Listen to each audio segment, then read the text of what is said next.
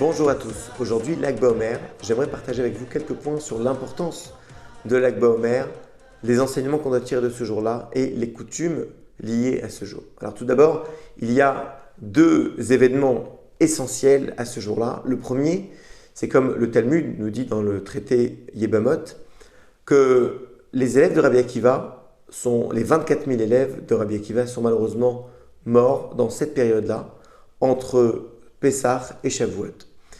Et la Gemara nous dit que le jour de Lag BaOmer, Paskoulamut, ils se sont arrêtés de mourir.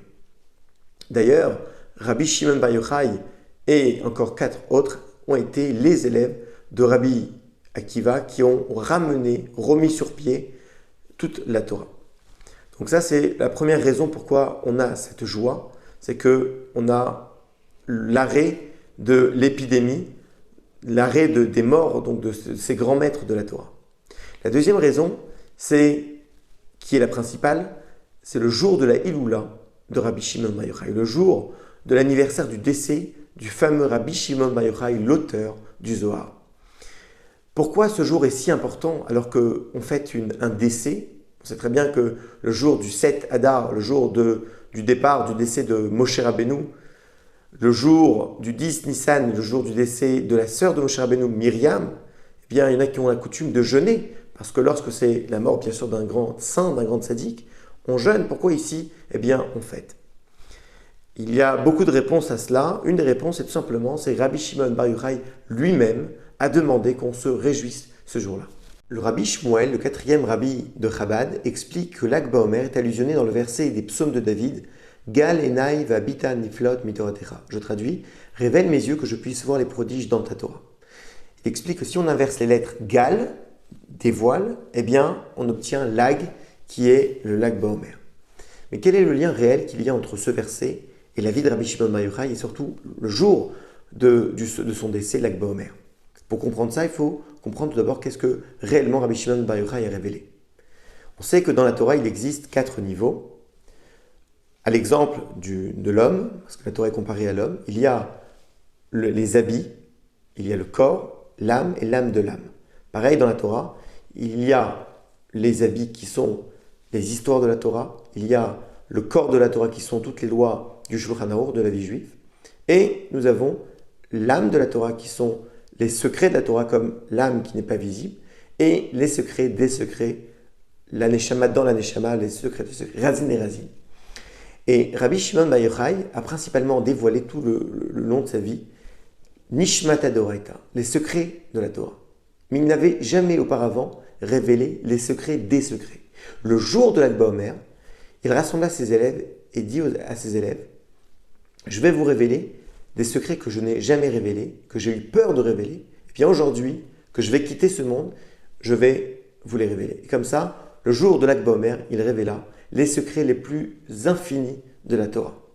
Donc on en a compris maintenant quel est le lien entre ce verset et le jour de Lag BaOmer. Parce qu'effectivement, le jour de Lag BaOmer, eh bien, Gal, il nous a révélé Rabbi Shimon Bar Yochai, surtout qu'une fois qu'il a révélé ses secrets, il a demandé à ses élèves d'écrire pour qu'on puisse l'étudier. Donc il nous a révélé, Gal enai, révélé les secrets de la Torah, surtout le jour de Lag BaOmer. Et d'ailleurs, c'est pour cela que c'est marqué Niflot au pluriel, qui veut dire les prodiges, parce que non seulement tout ce qu'il avait déjà auparavant révélé, qui est le niveau des secrets de la Torah, eh bien, le jour de Lag BaOmer, il a révélé les secrets des secrets. Eh bien, de la même manière que on fête à Shavuot le don de la Torah générale, eh bien pareil, c'est écrit que le jour de Lag BaOmer, c'est le jour du don de la Torah, de la profondeur de la Torah, de la Kabbale. De la même manière que à chaque année à Shavuot, eh bien Hachem nous ramène cette lumière du don de la Torah générale, eh bien pareil, le jour de Lag BaOmer, Hachem nous ramène cette lumière de Lag BaOmer qui est les profondeurs des profondeurs de la Torah. Donc surtout, c'est un jour comme on doit se renforcer dans l'étude de la profondeur de la Torah, surtout comme elle est expliquée dans la Chassidoute, dans le Tanya, etc. Et j'aimerais vous relater une histoire extraordinaire sur un des élèves du Harizal. Il s'appelait Rav Avram Halevi. Ce tzaddik avait l'habitude de faire la prière de Nachem, la prière que normalement on est censé la faire uniquement le jour de Tisha B'Av, le jour de la destruction du Beth Amikdash.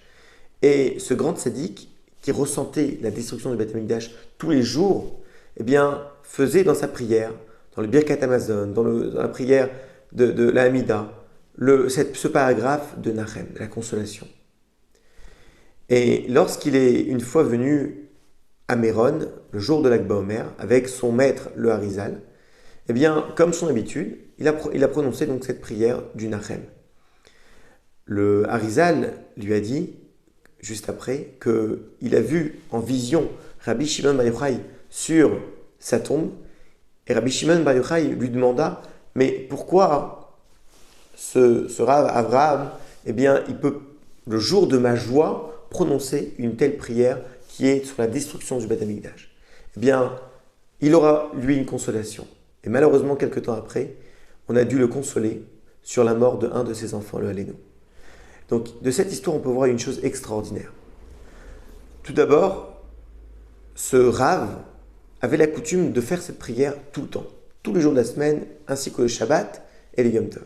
Malgré tout, il a été puni uniquement parce qu'il a fait cette prière le jour de l'Ag BaOmer. Donc, on peut voir que le jour de l'Ag BaOmer a quelque chose de particulier, même par rapport à un jour comme Shabbat et Yom Tov. Un deuxième point qu'on peut retenir de cette histoire, a priori, quelle est réellement la raison pourquoi on ne peut pas réciter cette prière de Nachem, de la consolation sur la destruction du Beth Amikdash, le jour de l'Ag BaOmer? Il est expliqué que pour des âmes comme Rabbi Shimon Bar Yochai, il n'y a jamais eu de destruction du Beth Amikdash. Parce que l'âme de Rabbi Shimon Bar Yochai est si élevée qu'à son niveau, il n'y a jamais eu de destruction. C'est pourquoi, lorsque ça arrive le jour de l'Ag BaOmer, le jour où se révèle la lumière de Rabbi Shimon Bar Yochai, eh bien, on ne peut pas se permettre de faire cette prière sur la destruction du Beth Amikdash, vu que ce jour-là, il n'y a pas de destruction. Donc là, on a compris que cette lumière de Rabbi Shimon Bar Yochai est révélée pas uniquement pour lui, mais ce jour-là de l'Ag BaOmer, cette lumière est révélée pour tous. Et ces deux extrémités chez Rabbi Shimon, d'une part, d'être un sage qui est complètement disproportionné, même des sages de son temps, comme on l'avait dit précédemment, que selon les Neshamot comme celle de Rabbi Shimon Bar Yochai, il n'y a jamais eu de destruction du Beth Amikdash, mais malgré tout, ça n'a pas empêché de rayonner, de ramener sa lumière, même aux Neshamot, même aux âmes qui sont bien plus inférieures que la sienne. Et ces deux extrémités, on peut aussi les retrouver dans la vie de Rabbi Shimon Bar Yochai. Vous connaissez tous l'histoire que Rabbi Shimon Bar Yochai et son fils ont dû s'enfuir dans la grotte pendant 13 ans. Dans cette grotte, Rabbi Shimon et son fils ont fait que s'élever de niveau en niveau pendant 13 ans en étudiant la Torah, la partie profonde de la Torah, les secrets de la Torah. Et ensuite, après 13 ans, la première des choses que Rabbi Shimon Bar Yochai fit lorsqu'il sortait de la grotte, c'est de chercher à demander comment je peux aider la communauté juive. Donc ici, on peut voir l'extraordinaire de Rabbi Shimon Bar Yochai, que d'un côté, il cherchait donc à s'élever, mais de l'autre côté, ça n'a pas empêché justement d'aller voir les autres, d'aller essayer d'arranger et solutionner même les petits problèmes de son peuple. Donc ça, c'est deux points que chacun doit posséder, c'est l'enseignement que chacun doit retirer. Que d'un côté, on doit chercher à s'élever soi-même, mais de l'autre côté, on doit chercher bien sûr à influencer et à donner et à partager aux autres. Il y a un deuxième enseignement qu'on doit retenir de Rabbi Shimon Bar Yochai. La Gemara nous dit que Rabbi Shimon Bar Yochai, Torato Umanuto, c'est-à-dire la Torah, c'est son métier. En effet, Rabbi Shimon Bar Yochai n'avait pas de métier, son métier, c'était justement l'étude de la Torah. Quel est l'enseignement pour nous? Ce n'est pas, bien sûr, de quitter son travail, mais les moments qu'on a fixés pour étudier la Torah, eh bien, on doit avoir ce même niveau que Rabbi Shimon, Torato Umanuto.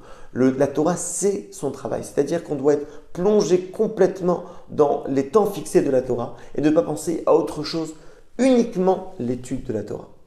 Quelles sont les coutumes liées à ce jour? Tout d'abord, dans la prière, on ne récitera pas les supplications, le Tachanun. Deuxièmement, c'est bien de faire participer les enfants à une parade ou bien de les ramener dans le champ en leur faisant une petite fête pour rajouter dans la joie. Troisièmement, c'est bien d'allumer une torche de feu pour rappeler que Rabbi Shimon Bar Yochai a ramené sa lumière dans le monde.